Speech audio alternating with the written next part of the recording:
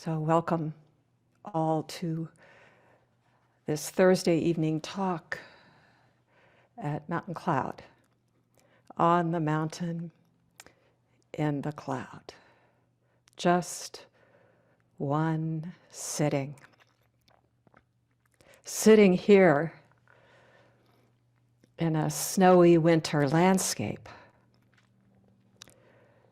mindful of the landscape of destruction from the massive earthquake that hit Turkey and Syria 4 days ago. The quake struck at 1:17 a.m.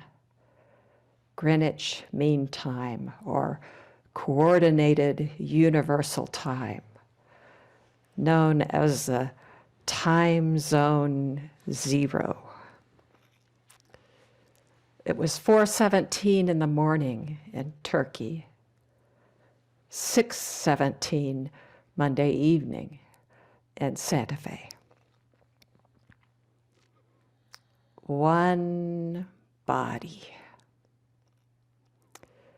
How could we not feel it?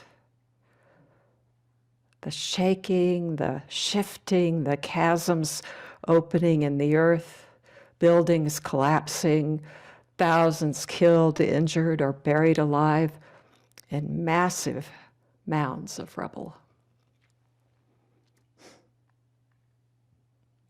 Most evenings, Scott and I watch the news as a way of bearing witness. On Monday, as it happens, right at 6:17, Scott was giving a talk for the Florida Sambo Zen Sangha, a sibling Sangha to Mountain Cloud. He spoke about suffering and violence and the deadly beating of Tyre Nichols, the gruesome video Scott finally felt compelled to watch. He also spoke about this practice, the deep interconnectedness we embody, the thoroughgoing oneness. I am Tyre. I am his grieving mother, his child. I am the policeman who killed him and their families. Each one, all of it. Nothing excluded. Somehow, that night we didn't watch the news. The next morning, meeting with a student, the phrase fell into our conversation: the earthquake. Stunned at the magnitude, stunned not to have known. After signing off, I lit a stick of incense and sat.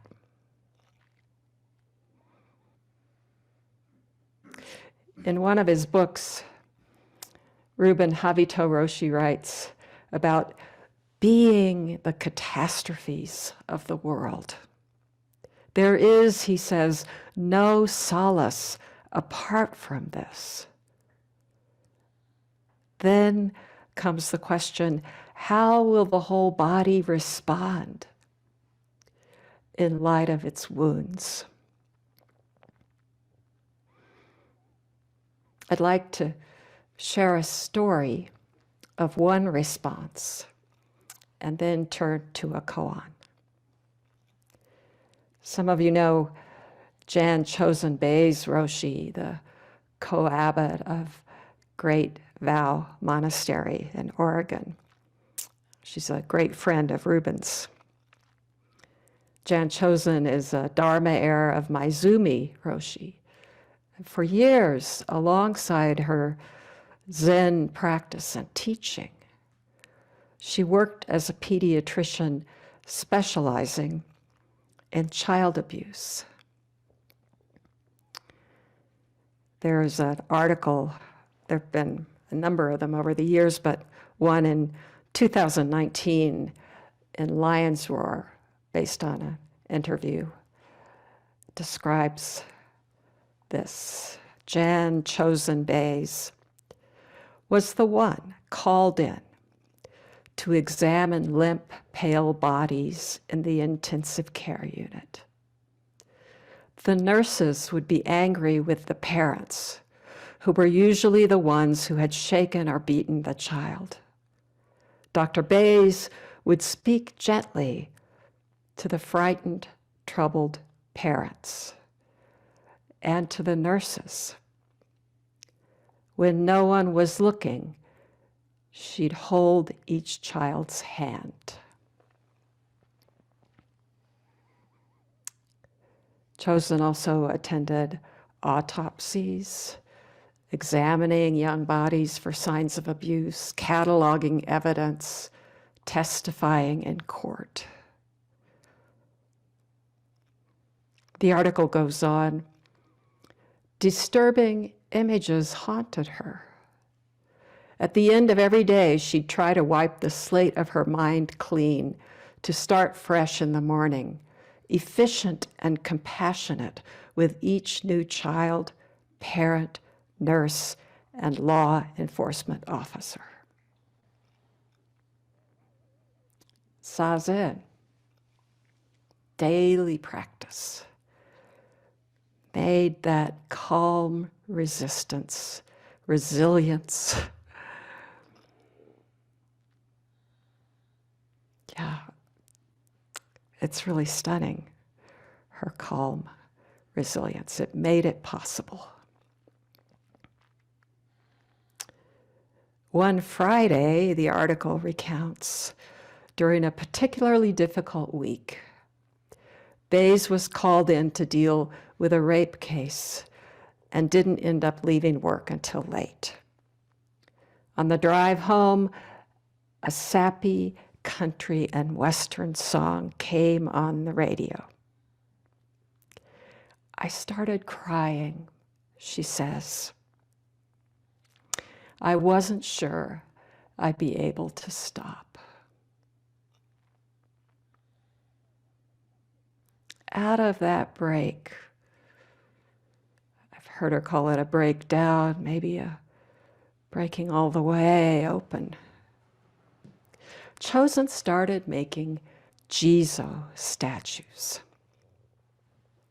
Jizo, bodhisattva, protector of children and of mothers and families who've lost a child. And she also started holding what became a monthly ceremony of healing at Great Vow. A day when families can come and in shared silence, they come into a large room and the tables are set, just laid with all of these different art supplies. Fabric, scissors, paper, pens and pencils and paints.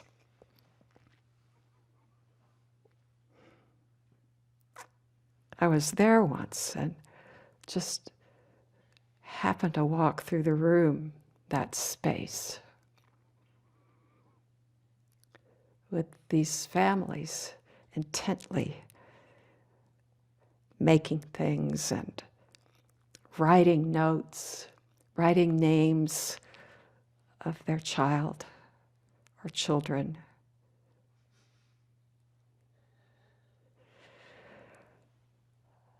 They would make those mementos and then hang or place them in this beautiful wooden Jizo garden with winding paths at Great Vow, just on the grounds, on the property.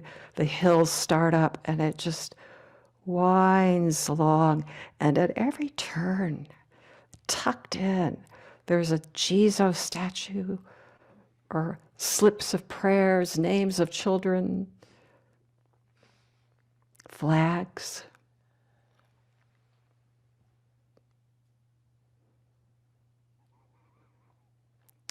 Speaking to the heart of this practice, Chosen says, Our original face sees the beauty of things as they are. That face, she says, shines out of Jesus statues, and we recognize it when we see it.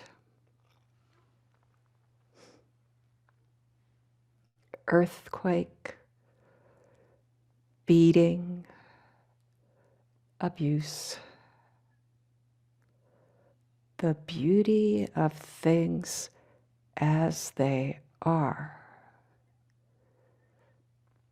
Intimate, recognizable, original face, original love. How can we see it, be it, and live accordingly? This birthright, this dharma, this fact of who we truly are. Koans point the way, not with an answer, but with an invitation. What Ryon Roshi sometimes calls a message from the oneness world. A living message. This broken world, this body.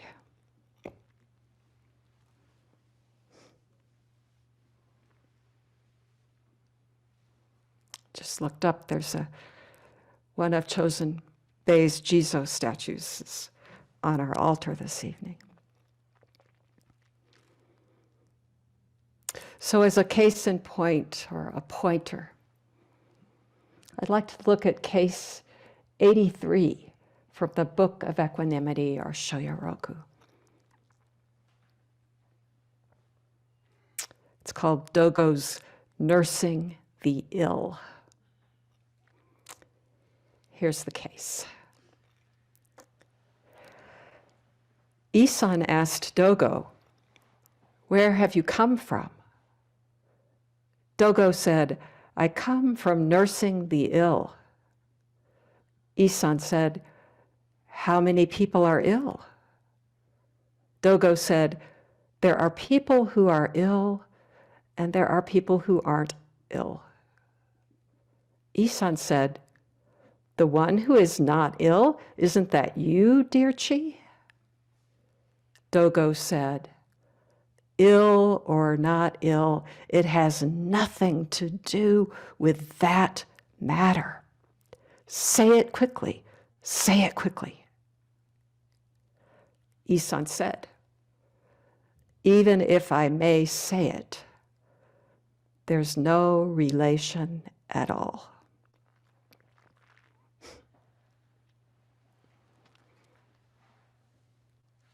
There's a lot there.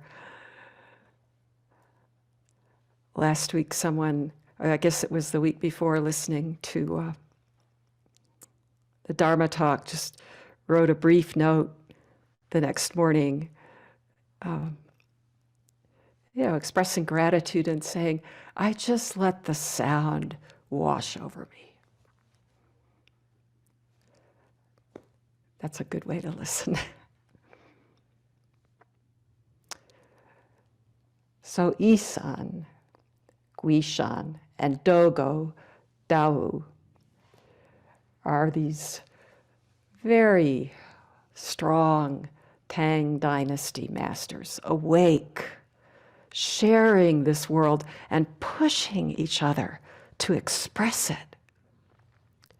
They studied, both of them trained, practiced together under Hyakujo, a powerful master, and they know each other well. Dogo shows up in several koans. If you've been listening to talks on koans, he shows up with his close Dharma brother, Ungan, including in this exchange where they ask each other, not irrelevant to this case, what does the bodhisattva of great compassion do with so many hands and eyes. That great compassion pervades this Dharma exchange with Isan, shining, really, in each bit of their dialogue. The case opens with a checking question, a koan in itself. Where have you come from? Not different from the question, where are you? How will you respond? Most of the time, monks answer in an ordinary way. From Santa Fe, from Midland, from the monastery a few mountains away. That can be a telling answer. I come from Santa Fe.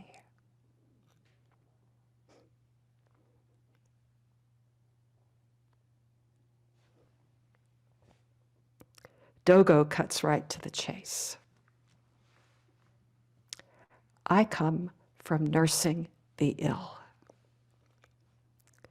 That's the life work of practice realization, this saving work, one entirety, one whole body. The opening instruction to this case, added by Master Bansho in this Shoyoroku, this Book of Equanimity or Serenity, sometimes translated. There are these added instructions. And this one begins with a line about Vimalakirti, the celebrated lay disciple of the Buddha who's known for the depth of his awakening. Bansho writes, the whole body is ill. Vimalakirti can hardly be healed. That's really the heart, the core, and the jumping off point of the Vimalakirti Sutra. A teaching story, you could say, about what it is to be a bodhisattva, a being whose very being is toward the awakening of all. In the sutra, Vimalakirti is sick. Thousands, as it turns out, thousands of bodhisattvas gather in the boundless space of his small room. A room, measuring the traditional size of a Doksan room. They bring in not only the thousands of bodhisattvas who finally decide to come with some push from the Buddha, but they bring in all these thrones. It's quite a scene, and it all fits. Manchusri, bodhisattva of great wisdom, asks after Vimalakirti's health. What ails you? And Vimalakirti responds. It's a famous line. I am sick because the whole world is sick. The sutra goes on, bodhisattvas come into this world of birth and death for the sake of all beings. And part of being in this world of birth and death is getting sick. When everyone is liberated from illness, I will be too.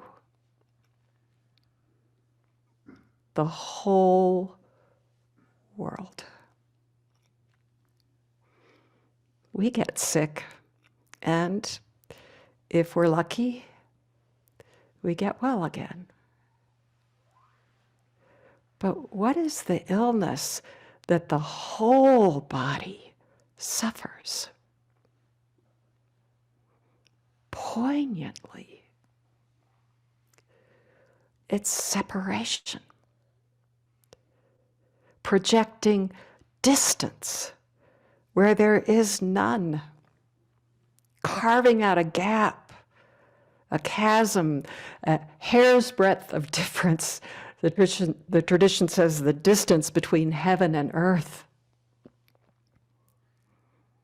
The difference between you and me.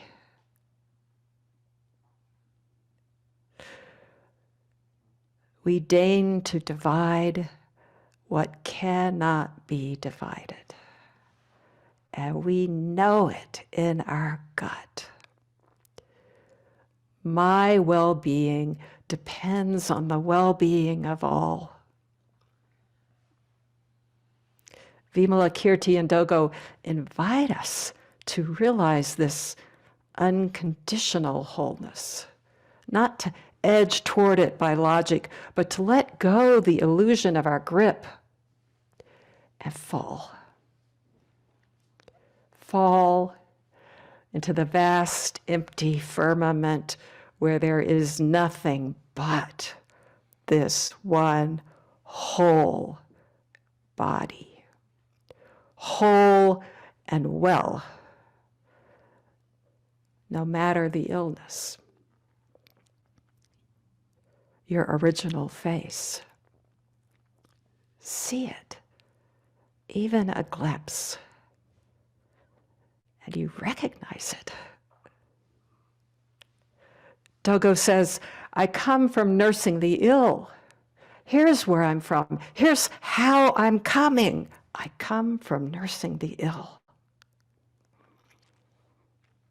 And then Isan asks, how many people are ill? Sort of a sparring question. But he's also right there, showing, presenting what he's asking. This great intimacy. How many people are ill? What number will you put there?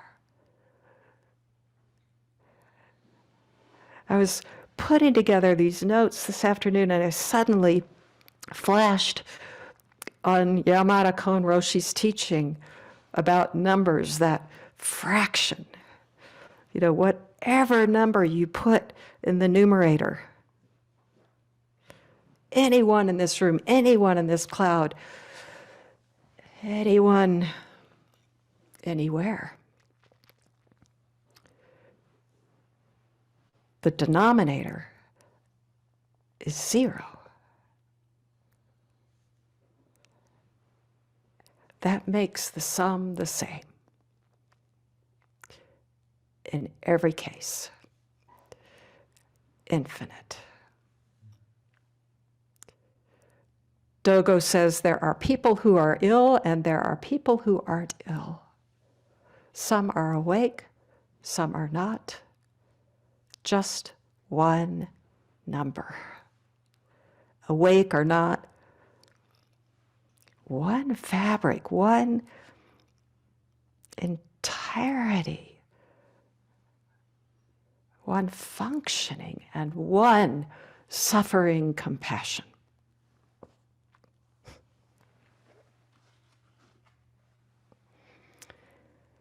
Jan Chosen Bays made more than 10,000 jizos, her original vow. She started with that. Different sizes, shapes, designs. One series is jizo, holding the gem, the precious jewel of our true nature, sort of cradling it close to the heart and standing in flames. The jewel is the color of the flames. This is such a small one, but maybe you can see.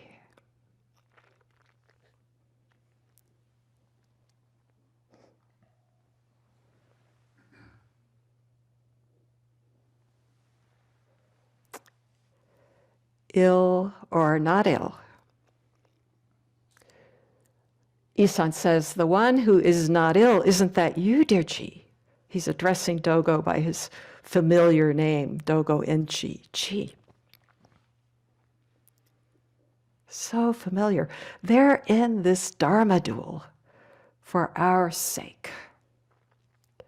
Dogo says, ill or not ill, it has nothing to do with that matter.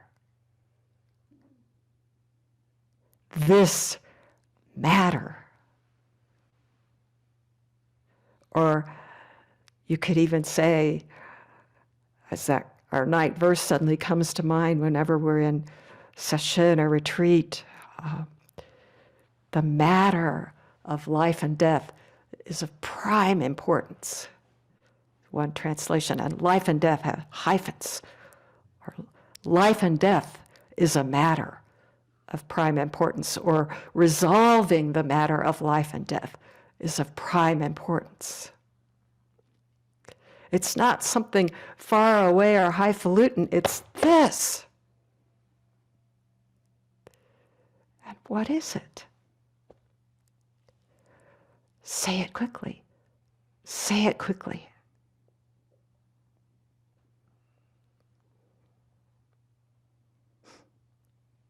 What is that matter?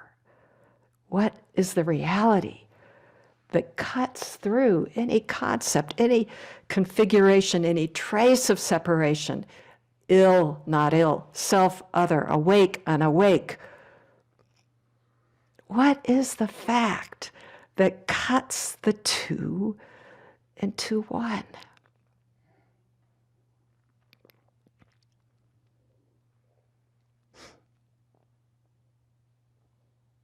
Wherever you look, wherever you turn, there it is.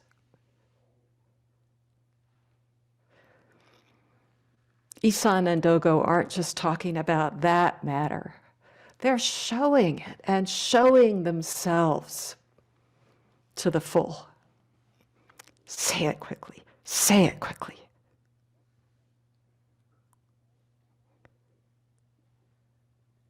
There he is. There you are. There's the empty, infinite world that is exactly this. Each thing calling out, each thing including earthquake, beating, abuse, including the pain in our hearts and the need, the imperative to respond. Isan comes in now with the final move. Even if I may say it, there's no relation at all.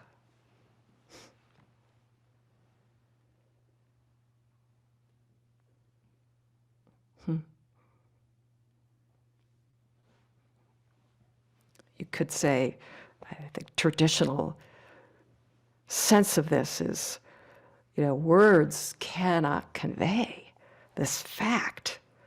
Concepts can't touch it.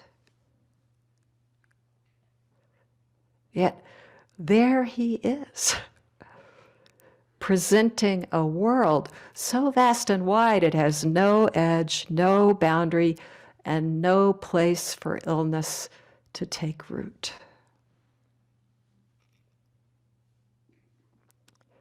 Even if I may say it, there's no relation at all.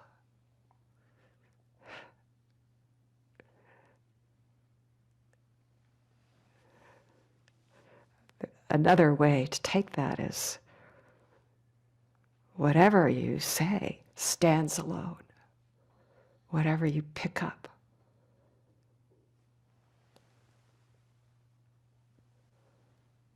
That's it.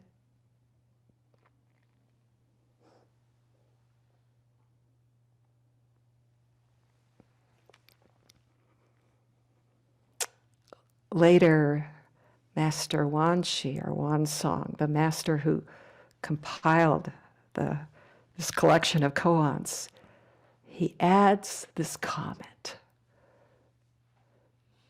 after, there's no relation at all, no point in saying anything. Once he says, say something anyway.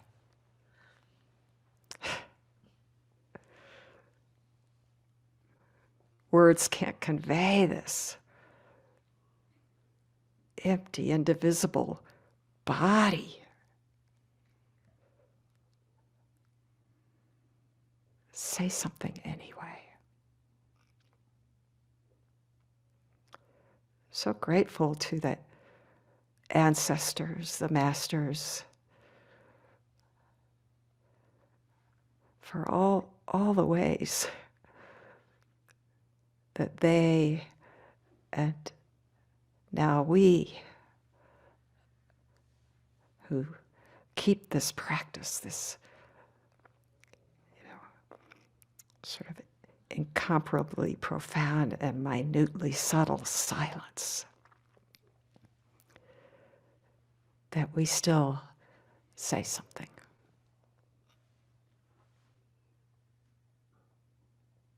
Say something anyway. Maybe that word is the one and only solace of being the catastrophes of the world. That deep solace, the one body. Or maybe the word is our original face sees the beauty of things as they are. We recognize it when we see it. Or maybe it's a word of invitation from Sensei Wendy Johnson, from the beginning of a talk she gave a couple of weeks ago at Upaya. I was so touched listening to this recording of her talk, this invitation. This is how she started. Deep sitting, cold, snowy mountains, claiming us as we are encouraged. Please, everyone, settle yourself on yourself. Anchor your breath in the very bottom of your mind and deeply, fully, again and again, cultivate an unselfish motivation. Recall your intention to awaken in order to serve in this world. And just do zazen innocently, breath after breath, completely brand new.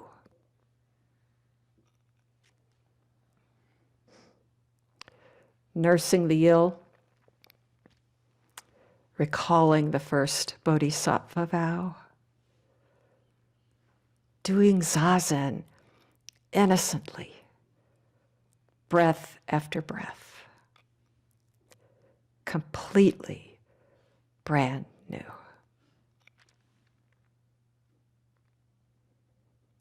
With thanks to all the teachers and all the practitioners.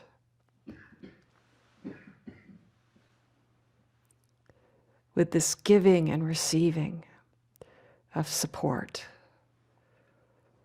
throughout the whole wide world. Thank you for your practice, for listening.